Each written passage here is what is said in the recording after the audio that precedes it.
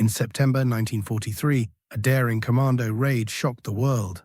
Italian dictator Benito Mussolini had been overthrown and imprisoned in a mountaintop hotel in the Gran Sasso, considered virtually impregnable.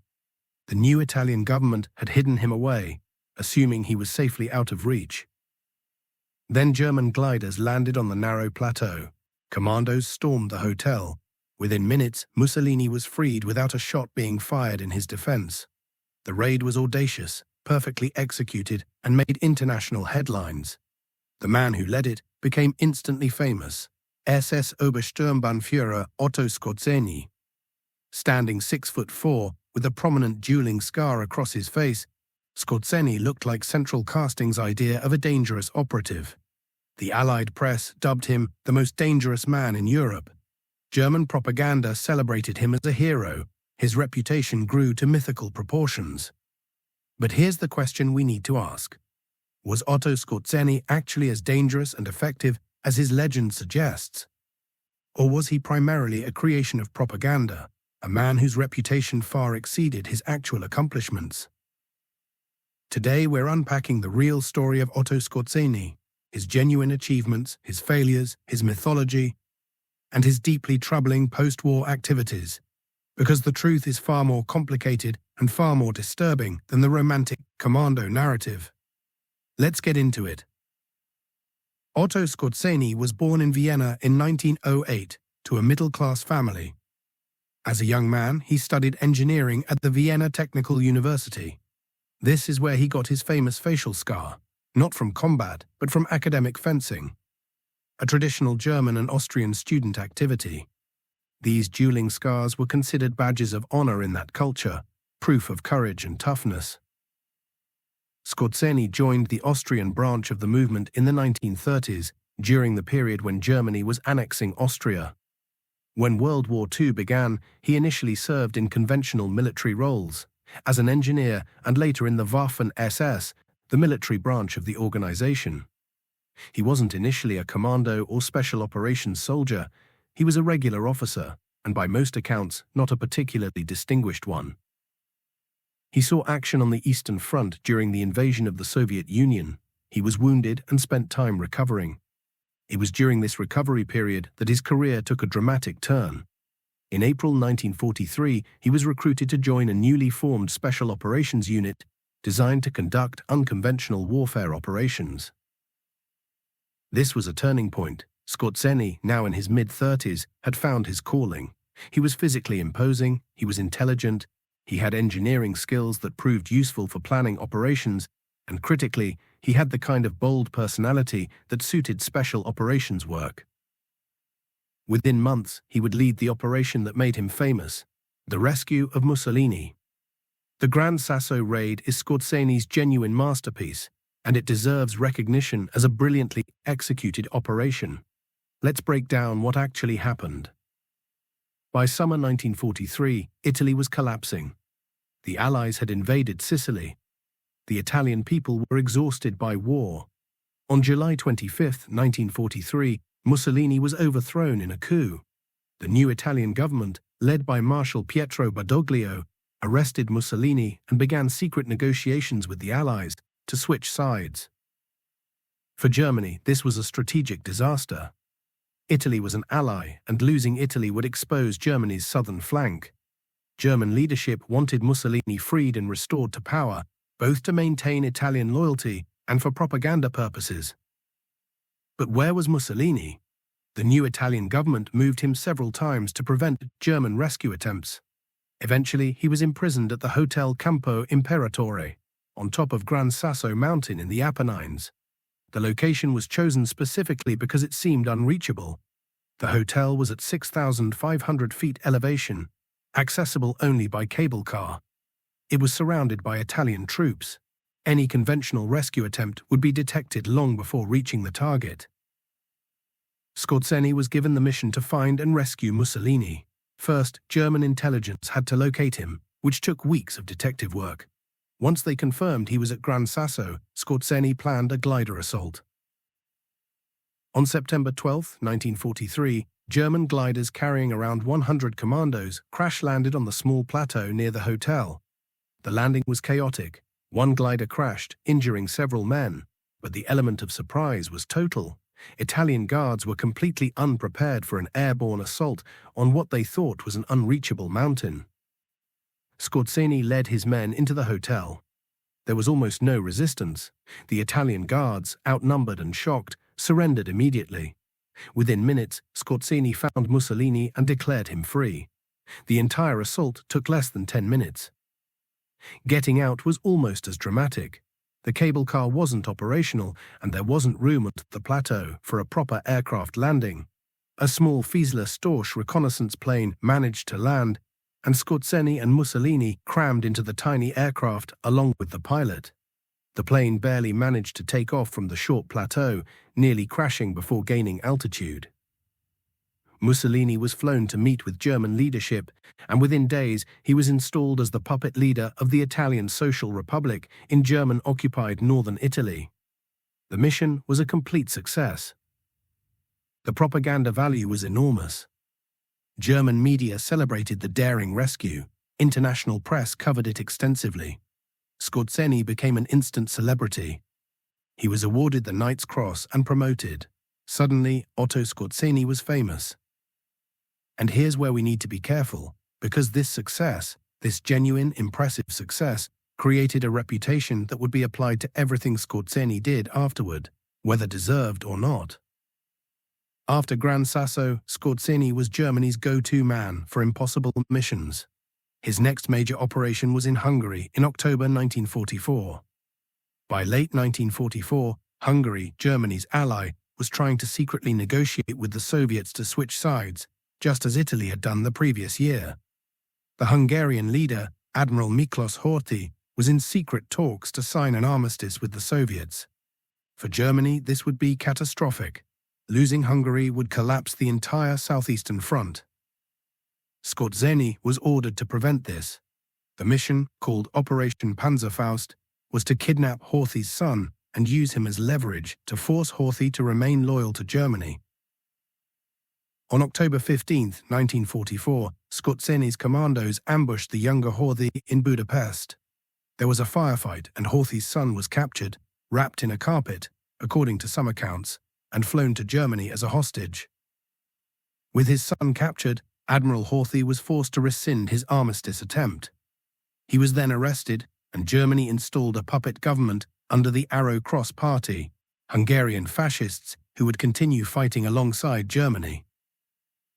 The operation succeeded in its immediate goal, but was it a brilliant commando operation, or was it essentially a kidnapping backed by German military power in Budapest? Horthy's son was seized by armed commandos in a city that German forces already occupied. It was effective, certainly, but it's not quite on the level of the Gran Sasso raid in terms of daring. Nevertheless, it added to Skorzeny's legend. He was now 2 for 2 on high-profile operations. Skorzeny's most famous and most controversial operation came in December 1944 during Germany's last major offensive in the West, the Battle of the Bulge. The operation was called Unpacking Greif, Operation Greif, and the plan was audacious and deeply problematic.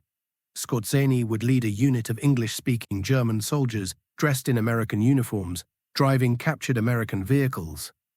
They would infiltrate behind American lines, cause chaos, misdirect traffic, cut communications, and generally sow confusion to support the main German offensive.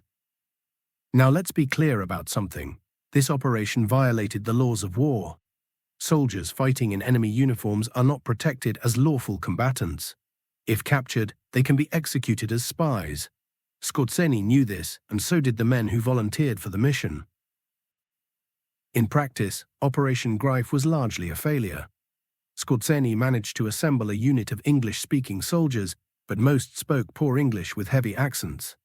The captured American uniforms and vehicles were in short supply.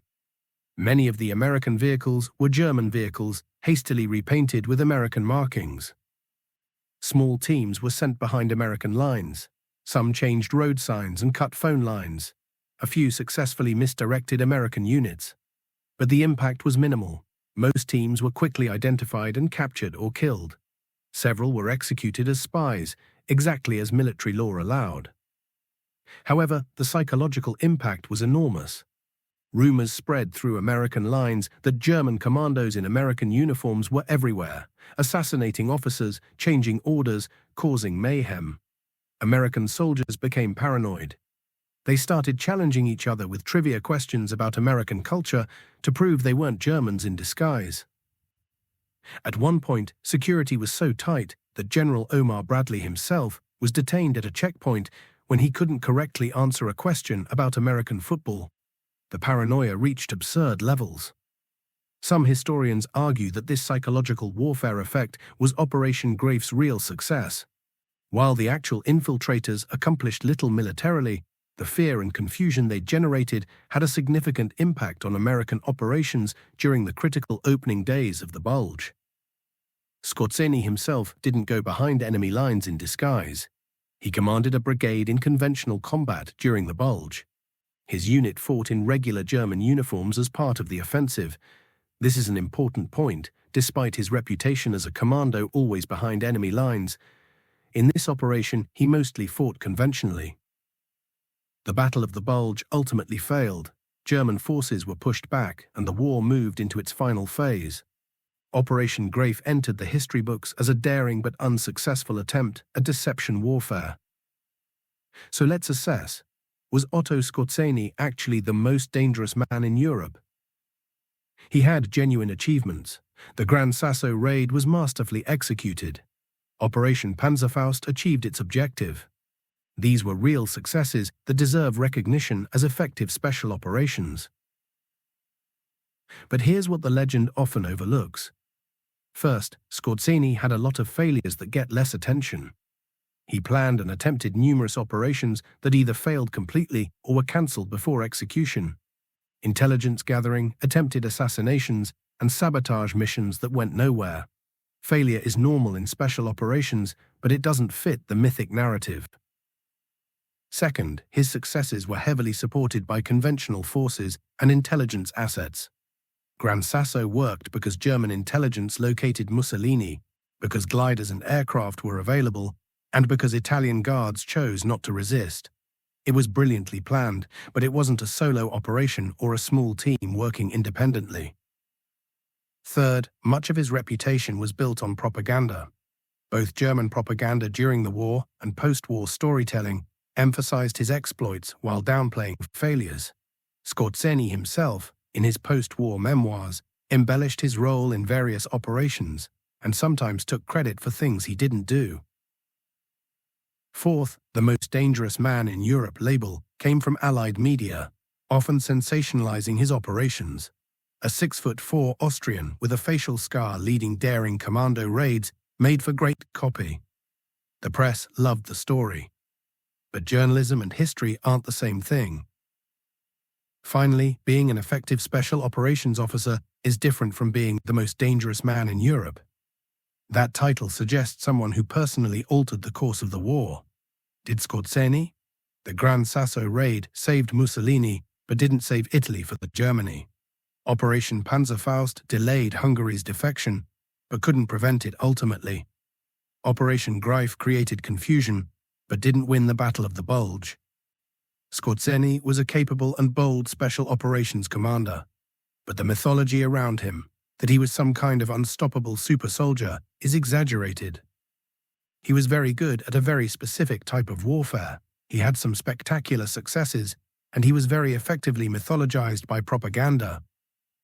The truth is more modest than the legend, but it's also more interesting because it shows how reputation and reality can diverge, especially in wartime.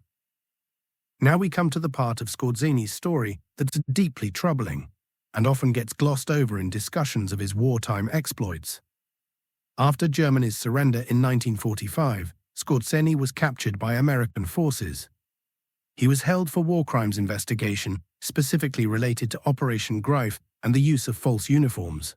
In 1947, he was tried by an American military tribunal. The trial was controversial. The prosecution argued that ordering soldiers to fight in enemy uniforms was a war crime. Skorzeny's defense argued that he ordered his men to remove American uniforms before engaging in combat. making them legal combatants. The defense also pointed out that Allied forces had used similar deception tactics. Remarkably, Skorzeny was acquitted. The tribunal ruled that his actions, while irregular, did not constitute war crimes under the specific circumstances. This was a controversial verdict that many felt was too lenient. However, Skorzeny wasn't released. He was still wanted for denazification proceedings. Rather than face these proceedings, in 1948, he escaped from an internment camp. The circumstances of his escape are somewhat mysterious. He may have had help from sympathetic guards or former comrades. Skorzeny fled to Spain, which was led by Francisco Franco's fascist government, and became a refuge for numerous former German officers and officials. Spain refused to extradite him, and he lived there openly for many years. And this is where the story gets very dark. Skorzeny didn't retire quietly. He became deeply involved in post-war fascist and extremist networks. He worked as an arms dealer. He allegedly helped establish rat lines, escape routes that helped former SS officers and other war criminals flee Europe to South America and the Middle East. Intelligence documents suggest he worked with various groups, potentially including intelligence services from multiple countries. He maintained connections with former comrades and with neo-fascist organizations. He became a key figure in the post-war underground network of former German military and SS personnel. In the 1960s, Skorzeny allegedly worked with the Mossad, Israeli intelligence, on at least one operation. The details are murky and disputed, but some sources claim he helped Israeli agents target German scientists working on weapons programs for Egypt. If true, this would be one of history's strangest ironies. A former SS officer working with Israeli intelligence. Skorzeny also became wealthy through various business ventures, including arms dealing and engineering consulting. He lived comfortably in Spain, later splitting time between Spain and Ireland. He gave interviews, wrote memoirs, and cultivated his legend as the Great Commando. He died in Spain in 1975, never having been held accountable for his post-war activities or his role in the broader crimes of the regime he served. This post-war period is crucial to understanding Skorzeny's complete legacy. He wasn't just a soldier who fought in a war and then retired. He actively worked to help other war criminals escape justice. He profited from his notoriety. He remained committed to extremist ideologies and networks until his death. So what's the final assessment of Otto Skorzeny? As a special operations officer, he was competent and occasionally brilliant. The Gran Sasso raid deserves its place in military history as a masterfully executed operation. He understood irregular warfare and had the personality and skills suited to commando operations. But the most dangerous man in Europe? That was always more propaganda than reality. He was one effective special operations officer among many in the war. His operations, while daring, didn't change the strategic course of the conflict. His failures are less famous than his successes, creating a distorted picture. More importantly, we can't separate his military exploits from the regime he served. He was a committed member of the SS, not a reluctant conscript. He served willingly and enthusiastically, and after the war, he continued to work with extremist networks and help war criminals escape justice. The romanticization of Skorzeny as a daring commando hero is a problem. It focuses on the tactics and audacity while ignoring the context and consequences. It treats warfare as an exciting adventure rather than a brutal reality with moral dimensions. Special operations history is fascinating and worth studying. The Gran Sasso raid is genuinely interesting from a military history perspective, but we have to be clear-eyed about the people involved and what they fought for. Otto Skorzeny was a capable special operations officer who conducted some successful missions. He was also someone who served a genocidal regime and spent his post-war life helping its members escape justice. Both of these things are true, and we diminish history by focusing only on the daring raids while ignoring everything else. His legacy isn't that of a heroic commando. It's the legacy of someone whose military skills were placed in service of evil and who never renounced or repented for that service. If you found this analysis valuable, Let me know in the comments what other complex historical figures you'd like me to examine. And if you appreciate balanced historical analysis, consider subscribing. Thanks for watching, and I'll see you in the next one.